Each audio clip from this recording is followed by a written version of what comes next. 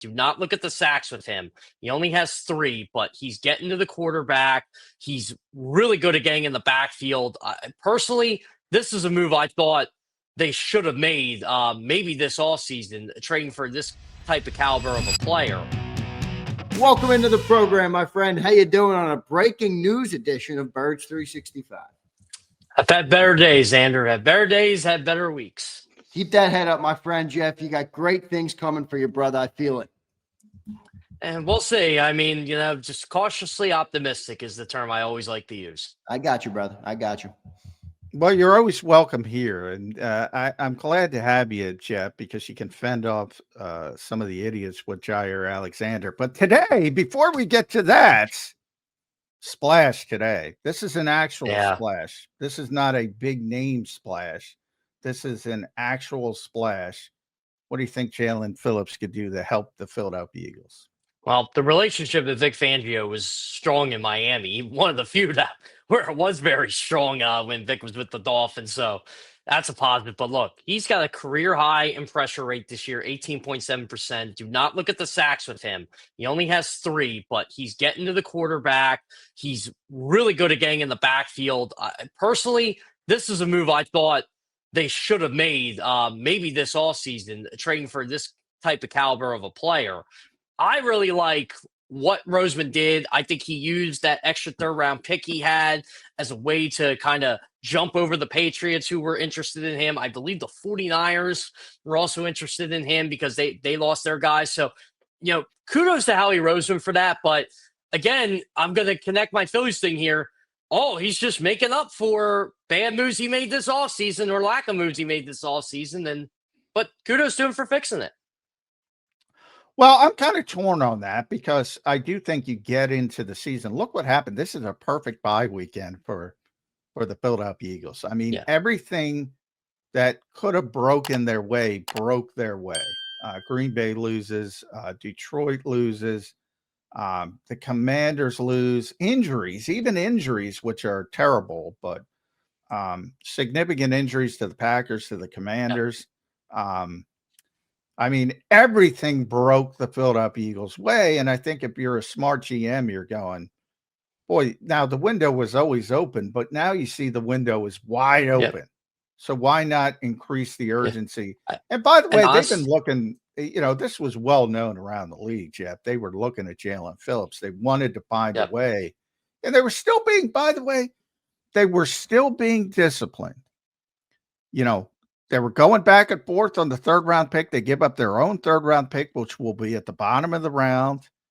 And they got Miami to kick in and pay part of the salary. They're still disciplined on top of it.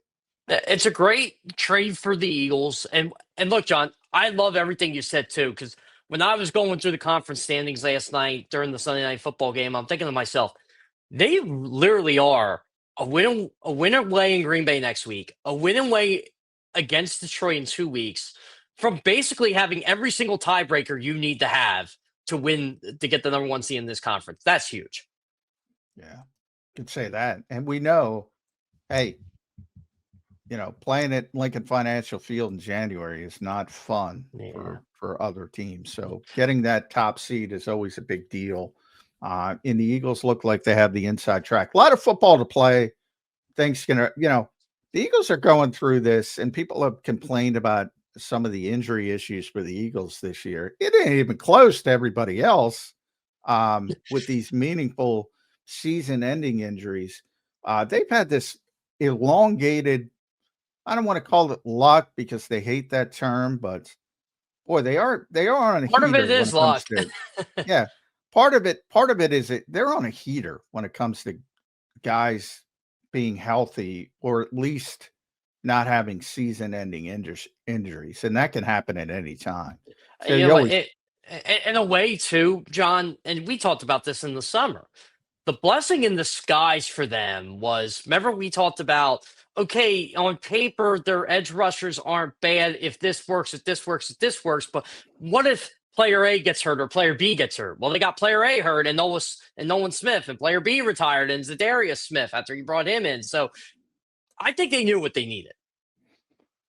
Yeah, Definitely. They knew what they needed. They swung for the fences as well. With Micah Parsons, that was never going to happen. Myles Garrett, that was never going to happen. But they made the calls, so they're doing the due diligence and trying to pry away the really true superstars. But as far as what was realistic, to me, this was the top guy. This was it. This was the guy, and they got him. So they deserve credit for that, from my perspective. Yeah, and I remember when I wrote a couple weeks ago when Graham was coming back, I said, potential trade candidates here, and Jaylen Phillips was at the top of my list. It was him and Trey Hendrickson, and this was before Hendrickson got hurt, obviously. But if you're looking for a long-term fix, Phillips is the guy because he is 26. He's played under Vic, knows how Vic's defense works, has a good relationship with him. Just it almost feels like they got their free agent this year if they choose to bring him back. Yeah, and that's going to be interesting too, because if he plays well, if you think about it, if he plays well down the stretch and they go win another Super Bowl and he plays well, all of a sudden he's getting a lot of money. So that, but that, as I said to Zander, that's for a conversation down the road. This is about taking advantage of the window open now and trying to make another run. And from that standpoint, I can't find many faults in this particular trade. Now, Jaire Alexander, what is wrong with people, Jeff? The guy's played 61 reps this year. He's been a healthy scratch on what's been a terrible defense that has needed cornerback play. The same people, Jeff, are making fun of him when A.J. Brown was scorching him when he was still with Green Bay. Now he's Jaire Alexander from 2020. What am I missing? He's just here for depth. That's it. You traded nothing for him. Exactly. I thought the Michael Carter trade was a bigger move than Jaire Alexander. In my personal opinion, and Carter struggled at times this year. But you need the depth there. Obviously, the big winner. You even need the depth. How much do they hate Jacorian Bennett? Yeah. You know who the big winner is, John? Keely Ringo. I know. That's the winner. Now, he's got to play. I mean, if he had his best game against the Giants, but it's the Giants. he's been very inconsistent. And if he shows up against Green Bay, remember Green Bay, yes, a lot of bad things happened to him over the weekend. Kraft was having a phenomenal year. He's out. But they're still a good team, and they lost a game. So you go into when you lose a game, you tend to get more focused and bear down. So that's going to be a tougher game, I think, than people realize for the Eagles. But nonetheless, they also can throw the football when they're clicking. They're very inconsistent when they're clicking. They have a bunch of good receivers, even though they don't have a great receiver, star receiver. They also lost Matthew Golden. I don't know how serious that injury is. So we'll see, but he's got to be more consistent. But if it's his job to lose, right? I agree. But by the way, with that Packers game yesterday, I didn't watch as much as the 1:00 games as I normally do. Obviously, but I watched a lot of that game. That's a game. You're Green Bay. You can't lose at home. That's a bad loss. That's a really bad loss, and that's why I can't take this. As much as I like the Packers, this is why I can't take them seriously. They just seem to rise up to the occasion when everybody's watching them, but when you're not paying attention to them, they have a loss like that. And give Carolina credit, John. They're in the mix. They're all of a sudden there's 9, 10 NFC teams in the mix for 7 spots. It's going to be fascinating how this is going to play out. It is. Yeah, there's no. Jeff, it feels like the Eagles have the best roster of them all. I mean, it really does. And I don't think that's Eagle homer to say that. It feels like after the Jaelan Phillips acquisition, they're heading. I mean, not head above everybody else, but I think they have the best chance, and they seem to win those games. Those wins in September over the Rams and the Bucs were so huge for this football team, even though they weren't playing well, because they were able to get those tiebreakers. And look, the Rams could easily win the NFC West just as much as the Seahawks and 49ers can.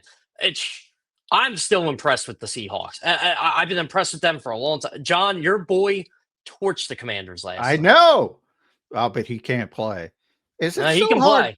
play. Is it so hard for people to understand that maybe the New York Jets did a bad job and the guy recovered and has developed to the point he's one of the best quarterbacks in the NFL? Matt Rule had Baker Mayfield and Sam Darnold on his team and could not win. Yeah, well, yeah. And he's not the Penn State coach, so I know you don't No, like that's a great weekend for me. Why do you think I'm wearing this? that Penn State got destroyed by Ohio State this weekend as expected, and Matt Rule was not. What a great weekend! I have a good friend whose son goes to Penn State, so he's adopted Penn State. I have to talk him off the ledge every weekend. There was that moment where I guess they cut it to 17-13, and you're like, hey, maybe they can get something going, because they have a bunch of talented players, obviously. And I'm like, no shot. I told him, I told him, no shot. Ohio State. I was coaching a basketball game Saturday. Our varsity basketball team was in a showcase, and I'm getting updates on the game, and between games, a lot of the kids are Penn State fans, and they're like, hey, coach, Penn State winning, get an hour or two downtime. And I said, it's 17-14. They were all excited. And then when I told them after the second game, exactly what the score was 17-14. I was like, nah, it's not. They don't have a shot. Yeah, that's how I felt. I just wanted them to keep it close. They did for a bit, but that secondary is really bad. Ohio State's really good, too. Let's not beat the bush here. Yeah. The only thing when I'm watching college football, the only thing I root for is competitiveness. And you get very rarely. There were two games. I'm going back and forth. Penn State, Ohio State, and my adopted team, which is Vandy, who got bull rushed by Texas. Could have told you that was John.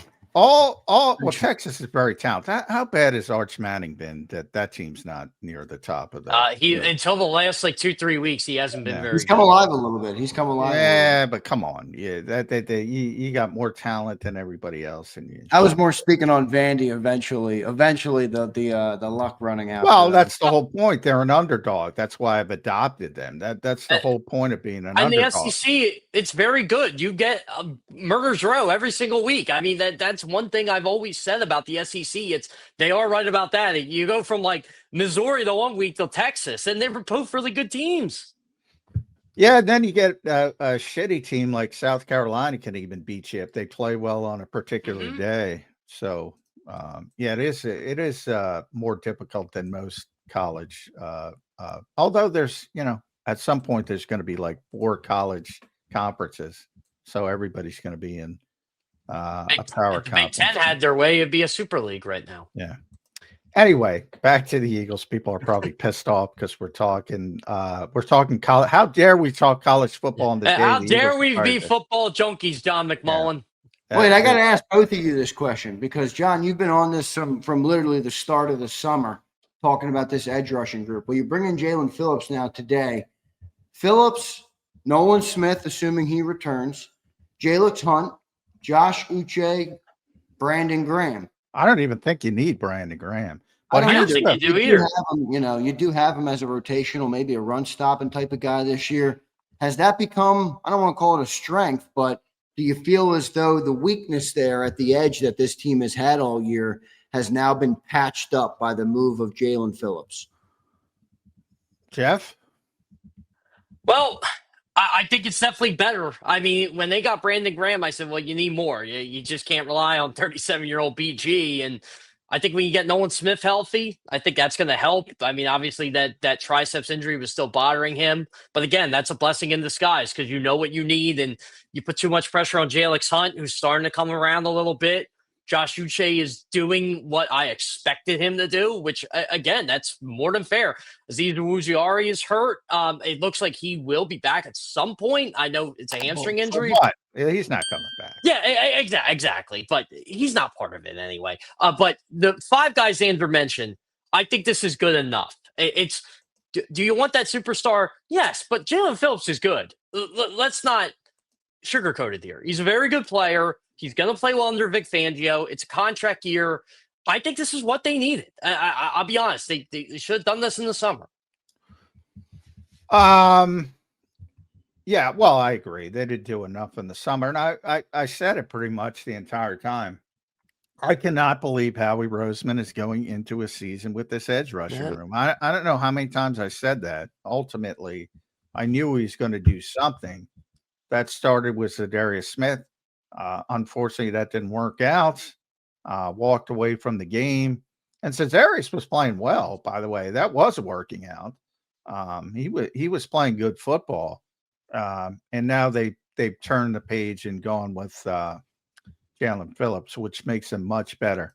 I am a little concerned about Nolan Smith from the standpoint of I think everyone assumes he's coming back after the bye. I'm going to wait and see on that. Yeah, I think it could be a couple weeks. Yeah, I don't know if it's definitely. I think he'll be back. I don't think he'll be back Monday. But let me ask you this, guy. The game is Monday night. When should we be looking for him to get activated if we do think he's going to play Monday night? It would be Tuesday or Wednesday, probably. Well, Thursday Thursday practice. Yeah. Thursday. Okay, Thursday I mean, they could do it as early as they wanted, start the practice window. But, if they don't do it by Thursday, he's not playing this week.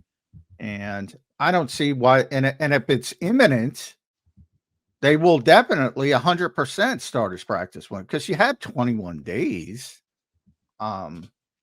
So it would be a tremendously bad sign if they don't start his practice window this week. Tremendously bad. I mean, and realistically, Nolan Smith should probably be back by the Cowboys game. That's what, 3 weeks from now? That's Packers, Lions, Cowboys. Is that what we have? Packers, Lions, Cowboys? Yeah, because if you activate the practice window Thursday, so you got a couple weeks, right? You got 21 days. So 21 days.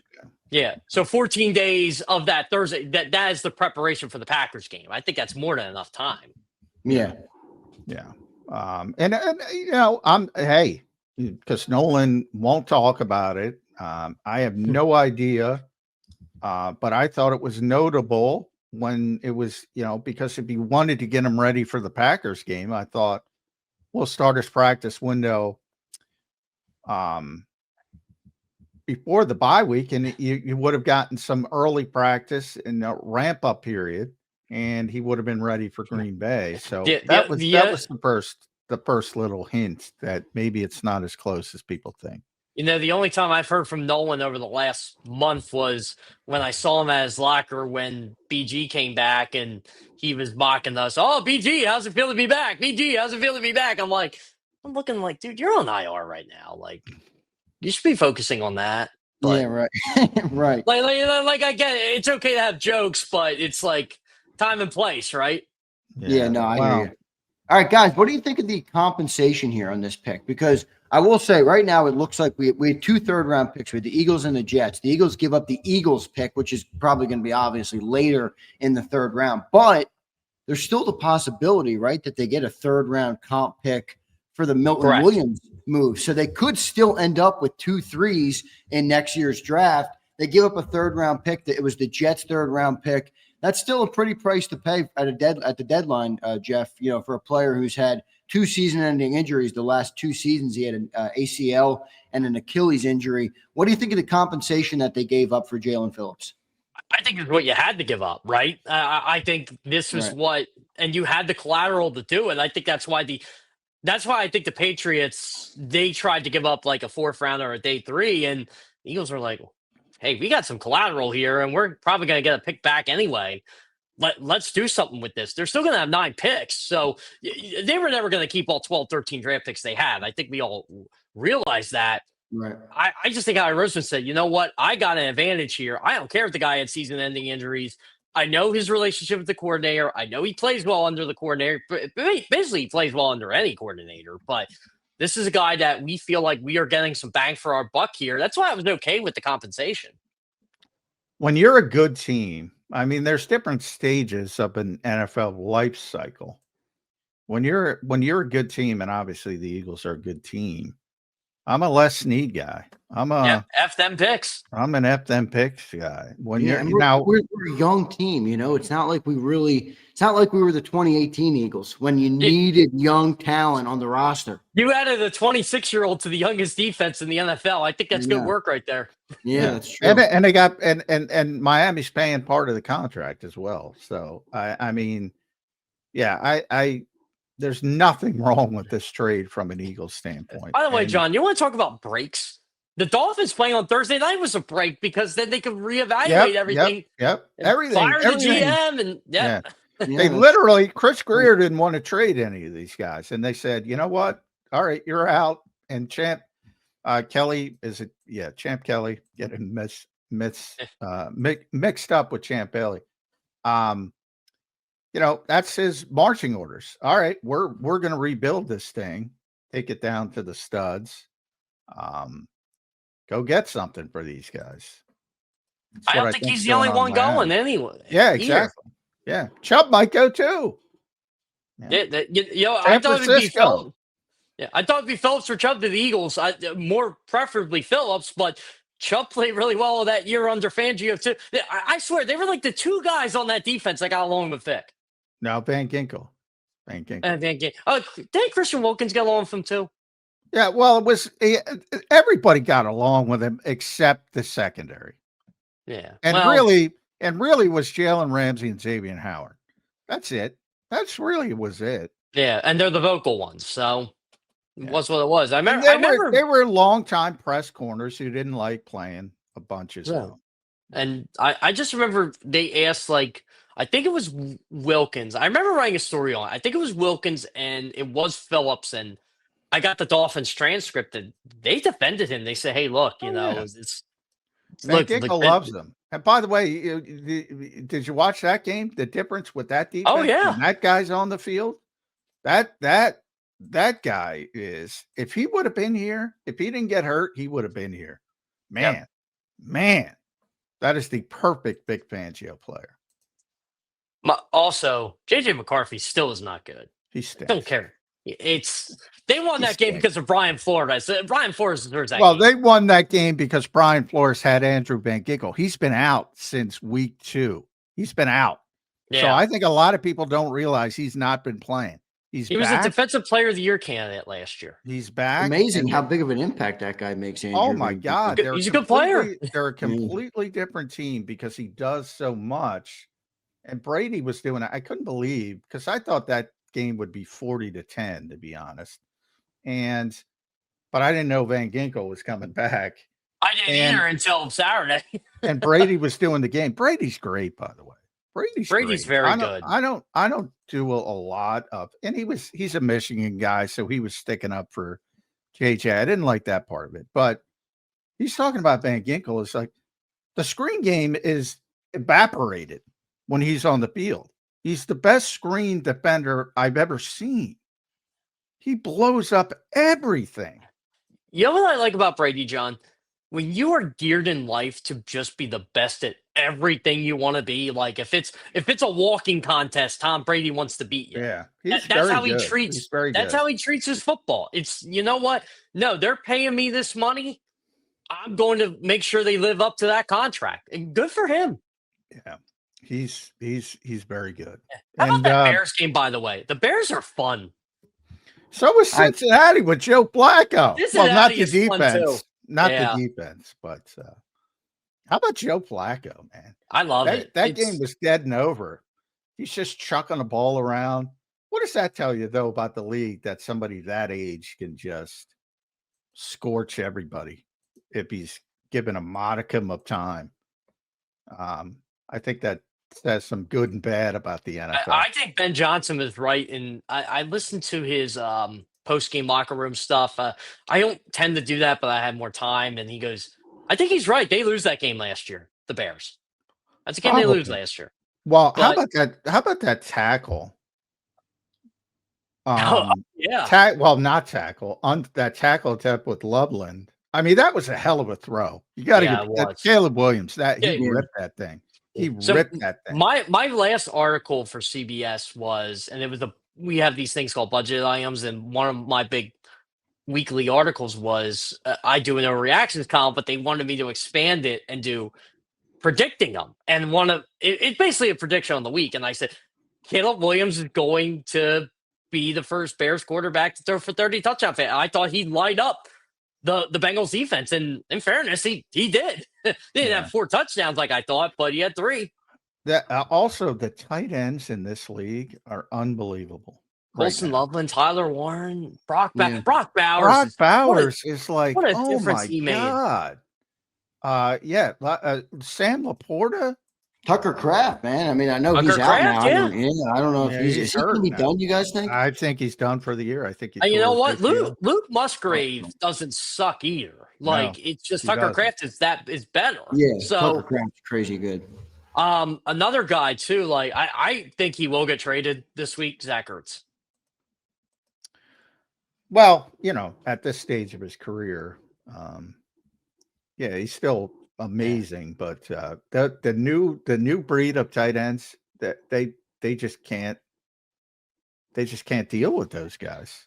And it starts with Brock Bowers and your guy Warren as well. Tyler Warren was incredible last year. Brock Bowers for many years I would default to George Kittle. He's getting older, and he was the best tight end in football, but Brock Bowers, he's on a crappy team, so people don't realize it. But my God, you play fantasy football, you know who he is.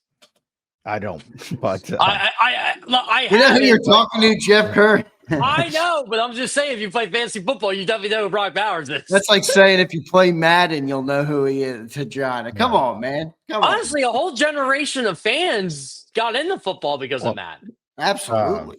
And those Madden games in the 90s and 2000s were incredible. Hey, I'm just saying, hey, fans can do whatever they want, but there's a lot of people that got into it for fantasy football reasons as well. But I find them to be less educated fans, the Madden people. The fans that bother me. I'll really go into this. The ones that call Zach Ertz a traitor because he plays for the Commanders. Why I said the guy just caught a game-winning touchdown pass for your favorite football team to win a Super Bowl, and you honestly want to call him that? Yeah, I have no time for you. I mean, that's I know it's a business. They treat the players like it's a business. Yep. The players treat it like I was treated like a business this past week. I know. Yeah, it's a part of it. Thing. It is. Yeah, it's just a part of it. I agree with you guys, but I do think the Eagles are a lot better today. It's crazy you have a bye week, Jeff, and basically everything goes right. It almost went your way. It almost feels like we won a football game this weekend and we didn't even play. Better than winning a football game. Yeah, this is better than winning. You added talent. You added talent at cornerback and Carter. You added Jaylen Phillips. You got the rest. And watch everybody lose and get healthier. Oh, by the way, the Cowboys can put the icing on the cake tonight. Yeah. I said last Sunday, I'm pretty confident the NFC East is going to have a repeat winner for the first time in 21 years. And people did not like that, but I'm more than confident now. Yeah, I played the odds and I was wrong on that one because they're going to coast to this NFC East title. Games are bad, man. They're just bad. Yeah. I watched the 49ers play the Giants yesterday a little bit, and I had to turn that game off. Giants are you talk about injuries. The 49ers, they lose another edge rusher, their first round pick. I'm surprised that John Lynch didn't go in there and say, I'm going to outbid the Eagles. I mean, he needs something. Do you remember when it was a couple? Remember when the Eagles had the soft tissue injury thing and they changed everything up? Yeah. The 49ers have kept pretty much the same training staff since Lynch has been there. And 49ers fans are saying, like, okay, this is more than just we're injured. Well, something's going on. See, now, it's been longer term, but I mean, a torn ACL is a torn ACL. How do you exactly? But it's just all the injuries they have and how long it's taken these guys. Now, to get back. the rehab part of it, that you can take a look at, but yeah, the guy's tearing his ACL. There's no. Well, the Brock Purdy stuff, I think, is concerning fans right now because should it be? Because I was just about to ask: is the other guy better? I said this a couple weeks ago, and I'm like, look, they probably should have just not paid Brock. And took their Mac Jones is better than what people realize. Again, another one. It didn't work in New England, but that wasn't his fault. Boy, I just feel like Shanahan should have learned by now that his system is, just get a quarterback that's on time and on target. Can you imagine? I'm not if I were Kyle, I would have kept Sam, man. I would have kept Sam. Here's my thing. Josh McDaniels was not in New England. When did he get hired? 21 or 22, John? When he got hired as the Raiders coach. Was it 22? I'd have to look. I think Josh was there year one with Mac Jones. Mac Jones had a great rookie year. Then he went He was 22 to Vegas. 22 to Vegas. Yeah, so he was there in 21. I thought he was. So I remember saying, wow, Josh McDaniels really got Mac. He might get another head coaching job. And he did. I did not like it, but you can't deny what Josh McDaniels does. He's a great coordinator, bad head coach. He's like Wade Phillips on the defensive side. Terrible head coach, but great coordinator. I like Vic Fangio. I think Drake May's going to be a good player. I do too. And you know what? The Patriots, they survived on the hair of their chin yesterday. Yeah, so what do you do if you're San Francisco and Brock Purdy's ready to play? Do you pedal it? You got to play him. You paid him. You got to pay him. I'm soft pedaling that thing. I am pushing the brakes until he's 150%.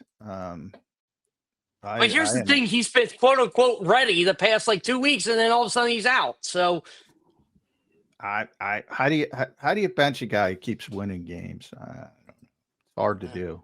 It's hard to do. Yeah. You know how you do it. They got to go back to Brock. They're not going to go. They can't. You know how you do it when a guy like Mac Jones has a bad game against the Texans. And you got to wait. You got to wait for the loss.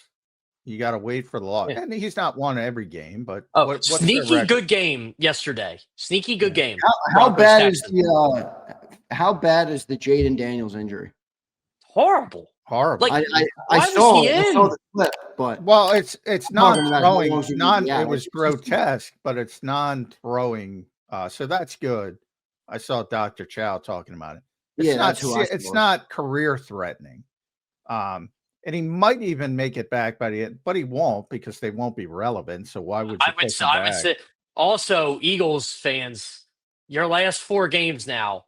Yeah. Raiders, Commanders, Bills. We all know what they're going to play. I assume they're still going to be playing for something because the Patriots are legit. And Commanders. Think about that. Yeah, Commanders with Marcus Mariota. So, I don't, again, that's why I don't like this whole you load up on someone at the end of the season. The schedule makers, there's a reason why I enjoyed the Eagles Cowboys in week 1 and the Eagles Cowboys in week 12, because in a way they're still relevant. Yeah, well, I've always said that about division games. There's a give and take. Like the whole thought process when they put them late was you're more likely to not tank against your division rival, but nobody cares now. That was the whole thought process. So I'd like to have them earlier to make them relevant, to make them mean more. I'm trying to think when they changed it, when they made it. Was it 2009, John, when they made every division? You're the year guy. I don't know. Yeah, I remember when the Eagles played the Cowboys in 2008, the 44-6 game, the NFL really liked how, these two teams are in the same division and they're playing for a playoff spot. And man, when it works out, it's great. Yeah, when it works out, we can create the artificial Game 7 moment. By the way, I'm shitting on NASCAR right now. So if we can create that moment every week, and that's the problem, you're trying to create something that isn't there. Yeah, when it works, like last year, week 18 was the last game was Detroit, Minnesota, 14-win teams. And I guess Detroit, whatever. But it worked out last year. It doesn't work out like that every week or every year. Well, there was a stretch when the Cowboys were good and the Eagles were good, where Dak and Jalen Hurts didn't play each other in a meaningful game for 3 years? Yeah, I think they played once against each other, maybe in that stretch. It was a long time. That's right. In 22, remember, Cooper Rush played against the Eagles at home, and Jalen was out against the Cowboys. What was it, Christmas week? Yeah. And Gardner Minshew led up the defense. Yeah. They should have won that game. Yeah. They should have won that game. And then Gardner played like garbage against the Saints. Yeah. Yeah, that was a good game by Gardner. Yeah, that Gardner's the greatest guy ever, man. When was it the Jets he had the big game against? Yeah, in 21, I still remember that. I think I wrote a column after that game. I covered that game. I think it was the first road game I covered, and I said, maybe they should give Jaelan off another week or two, just because of what he did. The best part of that was Gardner went into like Nick's office and was it Nick? Yeah. Nick was there. That was Nick's first year. Yeah. And said, "Hey, what do I got to do to earn the starting spot?" Basically, hey, dude, go sit in the corner, man. You're not going to be the starting quarterback. No, and remember, honestly, like when Jaelan came back from that ankle injury, that was kind of the start for him. Like, because he played very efficient after that, and they won their last couple games, and they clinched the playoff spot with a week left, and Gardner was a fun guy. He'd bring his camper in. Yeah. He's like, I don't take twos. And when he wear the 70s like Playboy shorts or the forget what he used to wear. Yeah. Very competitive. Jeff, you think Howie Roseman makes a more move? We got till tomorrow at 4 p.m. is the trading deadline. He's made now 3 moves leading up to the trade deadline. Do you think he makes another? I don't want to say he's done because I don't think he's done, but I think he got what he needed, Zander. I honestly think he got. Yeah, I think that's a good assessment. Exactly what he needed. I think he's got to get rid of some players, man. Yeah, he does. Well, yeah, he's got to get rid of players, obviously. Well, maybe that's the news. Maybe you have trades going out. I don't know who he wants to send out that's worth something on the trade market. There might not be. I put 8 corners on their roster. I said, hey, but for example, take a perfect example. If you want to get rid of 2 corners, is any of them worth anything on the trade market? Maybe Ringo, but they're not going to trade Ringo because of the special teams. I would trade for Adoree Jackson. I don't think Adoree Jackson is getting anything in the trade market. He might give you a 7th round pick. I mean, not that's relevant. A win. Yeah. I mean, there are a lot of teams that need corners. A lot of teams that need corners. Tennessee Titans need corners. Well, yeah, but do they really they need everything. I mean, they're not looking to pick up veteran players. But there's good teams that need corners. And I could see them getting a conditional 7th, maybe, for Adoree Jackson. Bennett might be on his way out, similar to Mechie. Yeah. What do they think of Ja'Cory and Bennett? Why do you need him now? Ja'Cory and Bennett. You don't. Well, some people are still under the belief that he's the best option. The Raiders won that trade, by the way. Yeah, they got Thomas Booker. But, I mean, we haven't seen a lot of Ja'Cory and Bennett. He got injured, and he wasn't playing a lot. Well, if the Eagles thought he was the answer, potentially, they wouldn't have traded for him. Yeah. Right. They wouldn't have traded for Jaire Alexander. And when he did play, I mean, John and I literally sat in the press box over saying when he came in, they're like, look at him get torched. Yeah. I like Jack, what does Jaire Alexander, what's his value to this team? Does he do anything for this team, or is he a depth body that might not even see the field much? I just think he's there, honestly. It's you buy low and you see what you got. Yeah, it's a worthy dart throw. So and you know what? If he's good, kudos to Howie again. Yeah. Kudos to him anyway. Get all his flowers. That's the brilliance of Howie. He'll get all the flowers if he even makes a play. And if he doesn't, everybody will forget about it. And go, no big deal. And that's what it should be, right? Yeah. It's fine. He didn't give up anything. Well, if you look at Howie's in-season trade track record, it's not great. All great. Yeah, it's not all great. Jannard Avery was my favorite of the bunch. Jannard Avery.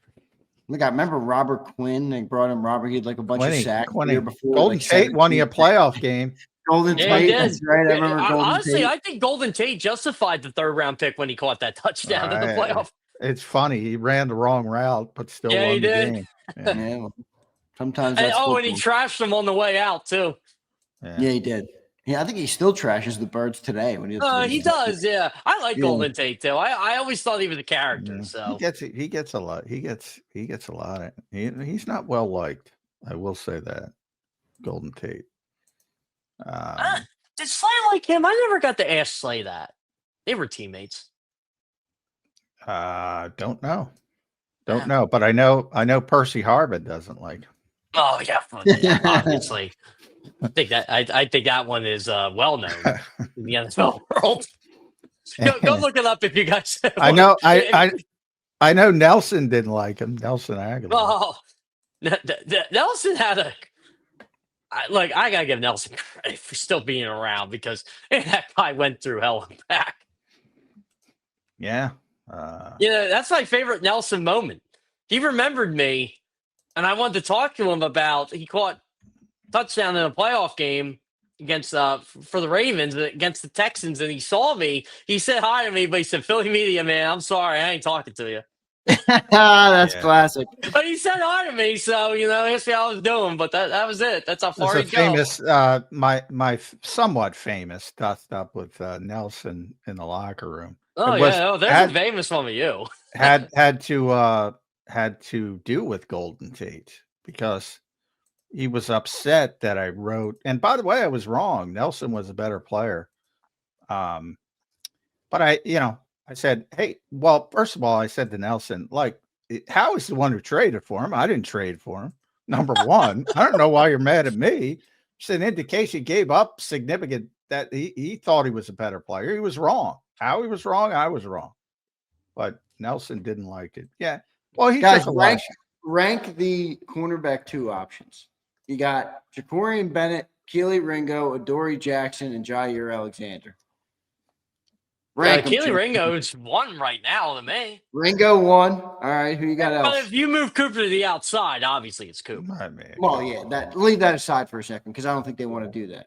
I don't think they do either. I mean, I presented that as maybe that's an option last week, but I'm like, I don't know if they really want to do it. Ringo 1, do you have Alexander 2, or do you have Bennett 2, or Adoree Jackson 2? John, you want to take this?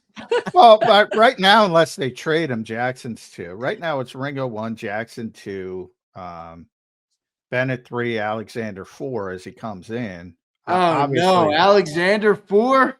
Well, no, I mean the immediate. They'll see what he does in practice, and a lot of it will depend on how Ringo plays in Green Bay, and what Howie does between now and tomorrow, because he might move Jackson or Bennett. He's not moving Ringo, and that'll shift things up. But all I'm trying to say with that ranking is today at 9:07 on Monday morning, which will change probably by Tuesday at 4:00.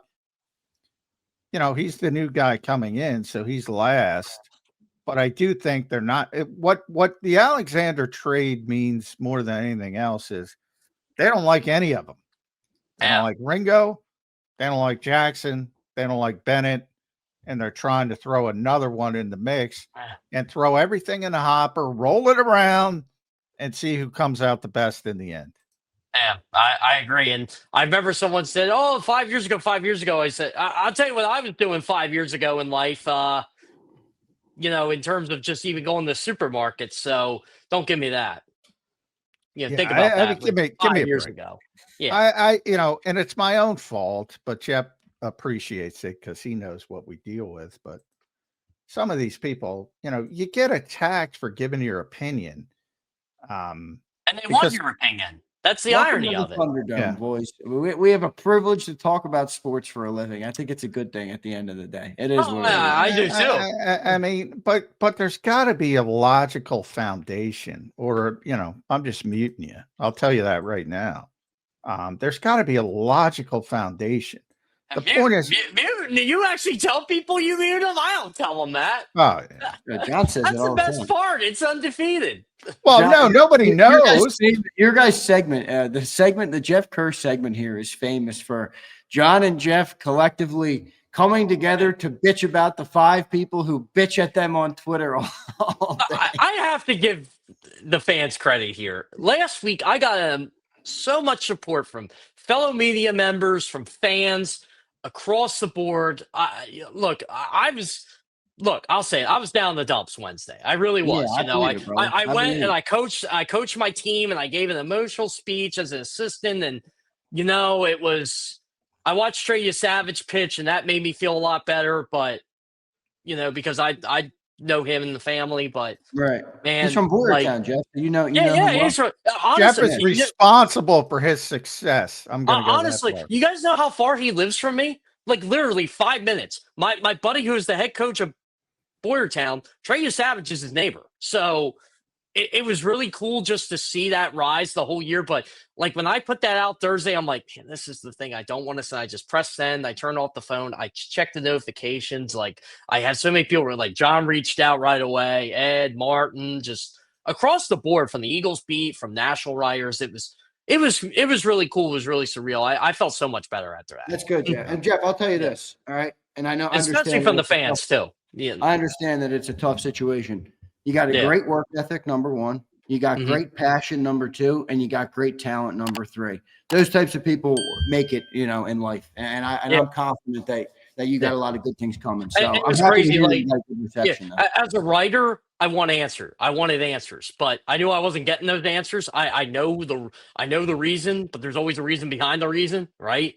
You're just wondering why it's yourself, but it's fine. I'll live and hopefully I bounce back on my feet. Like I said, cautiously optimistic that something will happen. So Yep, I got I did decide this is what I want to do. So you gotta go for it. It's a part of this business. There's no doubt. Yep. All right, Jeff, give me some final thoughts here, man. Eagles are a day and a half out from the deadline here. All right. They made 3 moves, 3 acquisitions at the trade deadline. The biggest one here being today, Jaelan Phillips. They sit at the top of the NFC after what is a massive win of a weekend on the bye week for the Eagles. Give me some final thoughts on where this team is heading into this Week 10 matchup versus the Green Bay Packers. I mean, it's a huge matchup, but I thought Green Bay was going to win, and I thought, hey, this is probably going to be for number 1 seed. And still can be, right? But now, all of a sudden, if you're the Eagles, you smell that blood in the water, right? It's, okay, you already got a tiebreaker over the Rams. You got a tiebreaker over the Bucs, who have the same record as you. Green Bay's got that tie, but they got 2 losses now. You beat them, you got that under control, no matter what they do. You beat the Lions, you really got things under control. And look, there's still a lot of football to play, as John said. But all of a sudden, if the Eagles do what a lot of us think they can do, they're going to be. That was a tough thing with last year with them going for the number 1 seed. They started 2-2, and it ended up working out for them. But I kept saying to myself, they were going to play Detroit in the NFC Championship game. It's going to happen. And it never did. Now it's like John said, we saw how dangerous they are when they come through Philly. If you're the Packers and the Lions, you got to make sure that does not happen. Yeah, bad losses for those 2 teams at home. At Both home, of yeah. them. Yeah. I forgot the Packers were even at home until I saw the throwbacks. Oh, those were brutal, by the way. Oh, man. It was throwback weekend. And look, I know John's not a Jersey guy, but that Wait, what throwbacks didn't you like? The Commanders? No, who had the Packers? throwbacks? Packers. He had the like. They were 1923 throwbacks. Idiot. I didn't hate them. I didn't hate them. The matchup of the weekend was Seattle and Washington. They both wore their throwbacks. Yeah, nobody is worse throwbacks than the Steelers, I think. Oh man, were they bad? The only thing, the Eagles were bad when they wore those Frankfurt. What are they, Jeff? The Frankfurt Yellow Jackets from 1933. By the way, they scored 56 in them. Yeah, well, they look like shit, but yeah, they scored 56. That's the only time I notice uniforms when they wear these stupid, ugly, disgusting things from the 1920s or 30s. I get why they did it. It was the 75th anniversary. I don't know if they'll do that for the 100th anniversary. I kind of would be shocked. By the way, what about our guy Cam Little? Hey, how about that, John?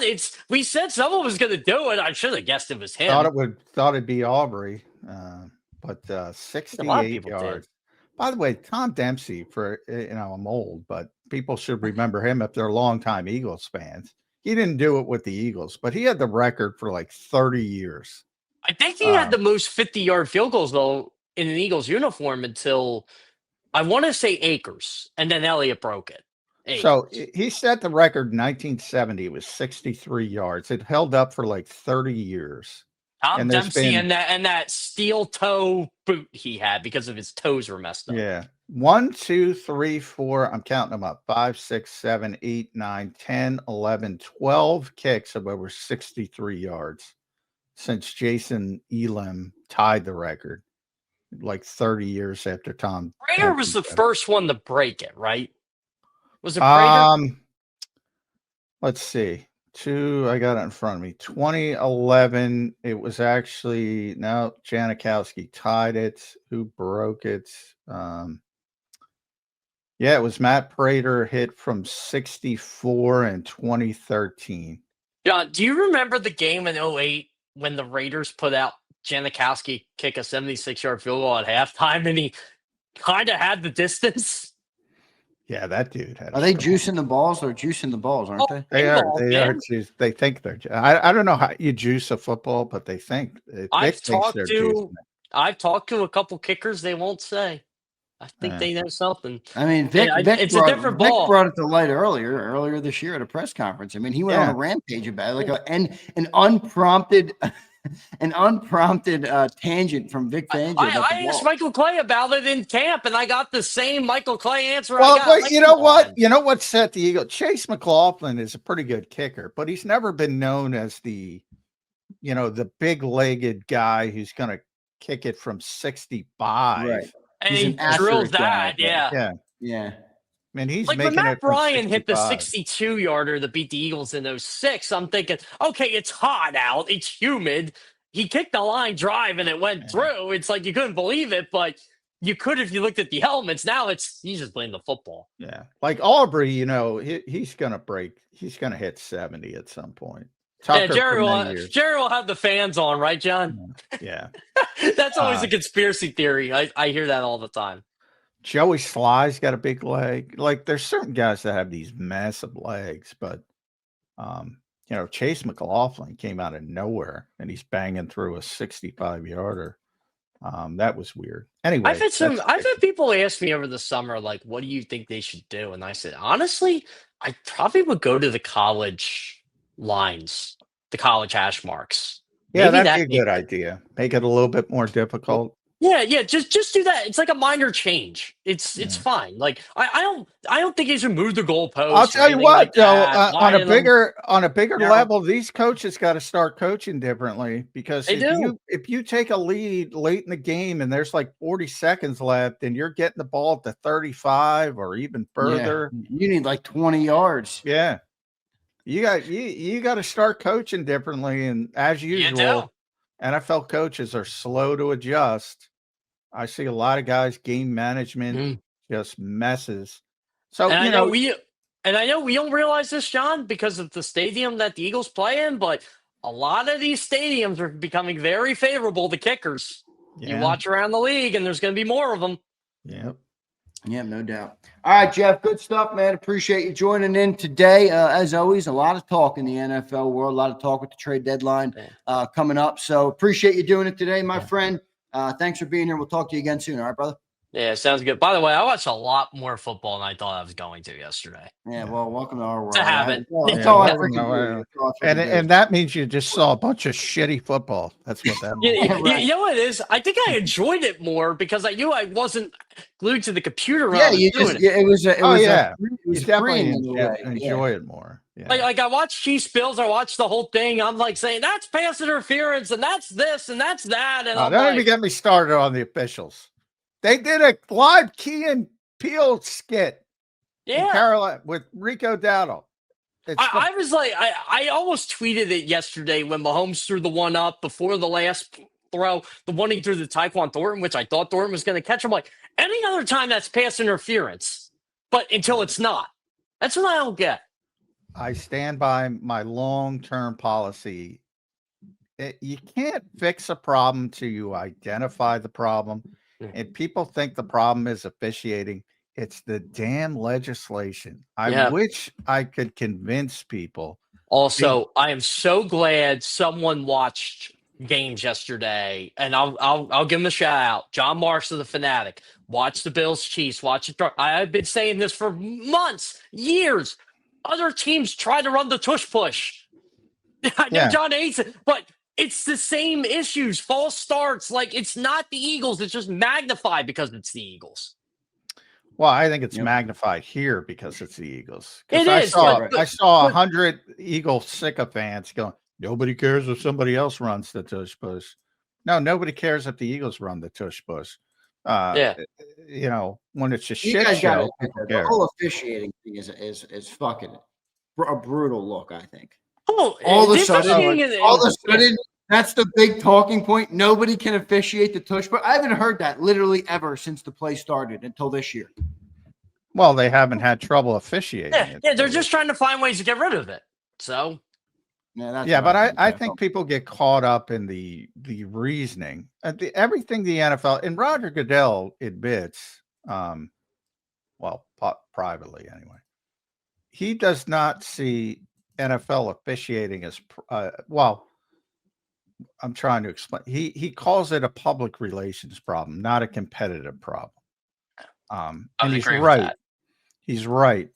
The problem is it is a competitive problem, and he doesn't recognize it. And people lose games.